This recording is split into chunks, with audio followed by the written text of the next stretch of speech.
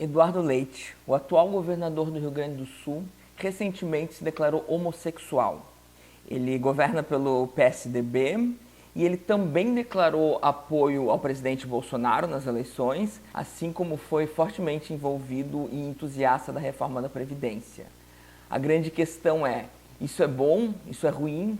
Um governador homossexual bolsonarista é algo que a gente deveria comemorar a representatividade ou deveríamos ficar preocupados com uma quantidade de questões que realmente são bastante complexas e que isso implica na vida política? Deveríamos então comemorar essa representatividade ou deveríamos lamentar que temos alguém que talvez não seja o maior defensor de minorias que a gente poderia entender, né? Devido a fatores bastante óbvios. Então, pessoal, para quem está chegando agora, eu sou o professor Daniel Cidade, eu sou professor de filosofia. Queria convidar vocês a se inscreverem no canal, deixar aquele like maroto, tá? Quem não se inscreveu, se inscreve. Quem já está inscrito, deixa aquele like maroto. Se tiver algum comentário, alguma coisa. Se quiser cooperar no Apoia-se também será bem-vindo. E vamos discutir um pouquinho, então, esse tema um tanto quanto complexo. Em primeiro lugar, aqui eu não estou para demonizar o Eduardo Leite, tampouco estou aqui para elogiar, né? No final das contas, ele mantém aí uma postura razoavelmente democrática, tá? Ele fez críticas ao Bolsonaro na questão da pandemia, etc, né? Eu tenho sempre pé atrás, né, com essa questão de você jogar uma bomba e depois reclamar dos efeitos que essa bomba está fazendo, o que eu acho que acontece com todo mundo que apoiou o Bolsonaro e agora reclama do que ele faz. Porque isso estava muito claro, né? Na verdade, esperava-se ainda que ele fosse pior do que ele foi, então isso de surpresa, de pandemia, de como ele governa economicamente, do país em crise, isso não é uma surpresa para quem foi realmente honesto com o que estava acontecendo, tá?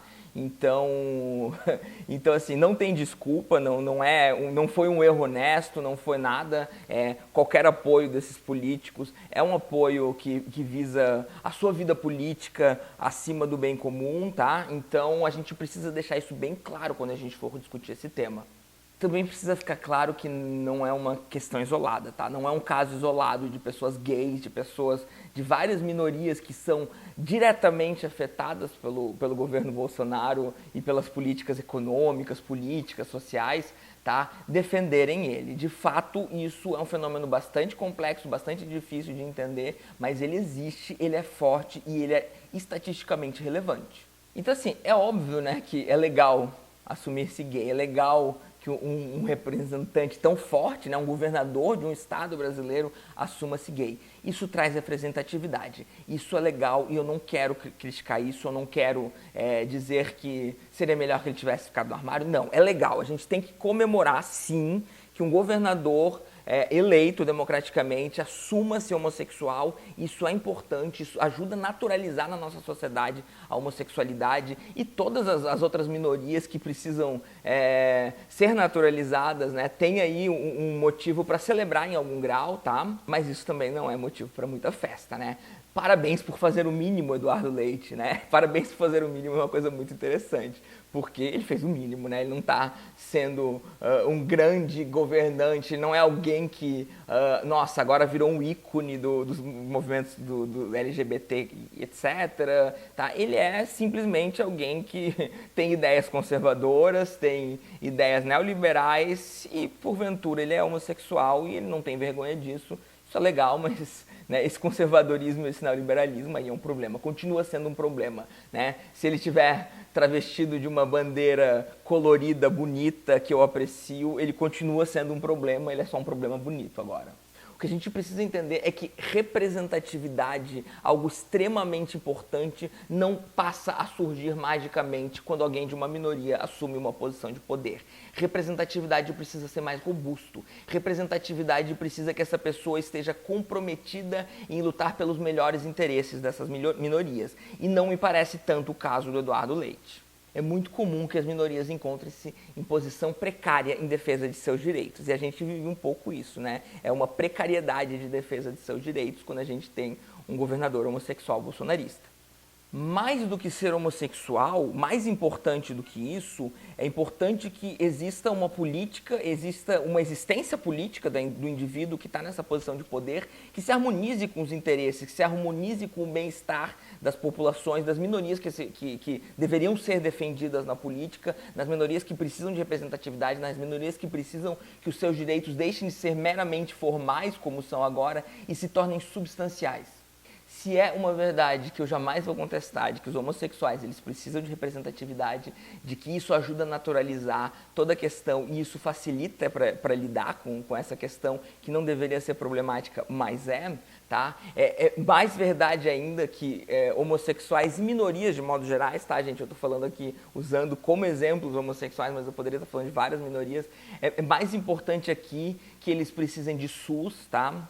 Os homossexuais eles precisam de SUS para quando eles são espancados, eles precisam de um SUS robusto porque eles vão desenvolver numa sociedade homofóbica problemas psicológicos, então eles precisam de acesso a psicólogos, eles precisam de acesso a psiquiatras, eles precisam de acesso muitas vezes a remédio, eles precisam de acesso a um sistema jurídico que lhes satisfaça, né, um sistema jurídico que lhes proteja, eles precisam de acesso a certa liberdade financeira que muitas vezes muitos não têm, eles precisam de acesso a um estatuto da criança e do adolescente, porque muitos homossexuais são expulsos de casas ou são maltratados psicologicamente, fisicamente por suas famílias e muitas vezes não têm proteção. Então isso tudo é muito maior do que representatividade, sem que eu esteja nesse momento menosprezando a questão da representatividade, tá?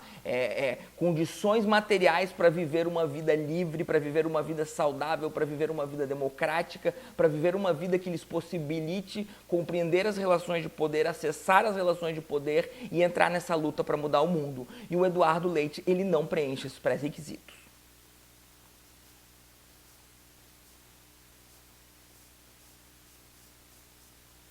Antes de ser um homossexual, tá? Muito antes de ser homossexual, Eduardo Leite é um conservador, Eduardo Leite é um neoliberal que acha a reforma da Previdência muito importante, Eduardo Leite apoiou um fascista, né? Eduardo Leite apoiou um fascista, com certeza, isso já é o mínimo, né? Com certeza vai dizer que não apoia o fascismo, com certeza apoiou, talvez, muito possivelmente, esperando que esse fascista não fosse conseguir exercer o seu fascismo, mas ele jogou a bomba. Ele ajudou a jogar a bomba, ele exerceu do seu poder, ele exerceu da sua influência para que essa bomba que está acontecendo, que está levando ao Covid, que está levando à falta de vacina, que está levando a esse caos econômico, essa polarização social, o Eduardo Leite faz parte de quem jogou essa bomba. A gente não pode se deslumbrar somente com o fato dele ser homossexual, com o fato dele realmente trazer representatividade para uma minoria que precisa de representatividade.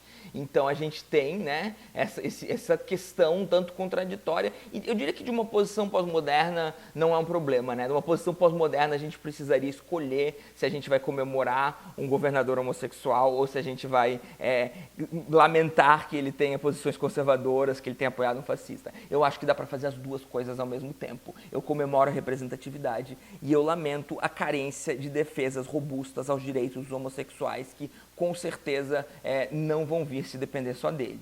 Então, uma breve reflexão para vocês. Espero que tenham curtido e boa tarde, porque esse vídeo eu estou gravando de tarde.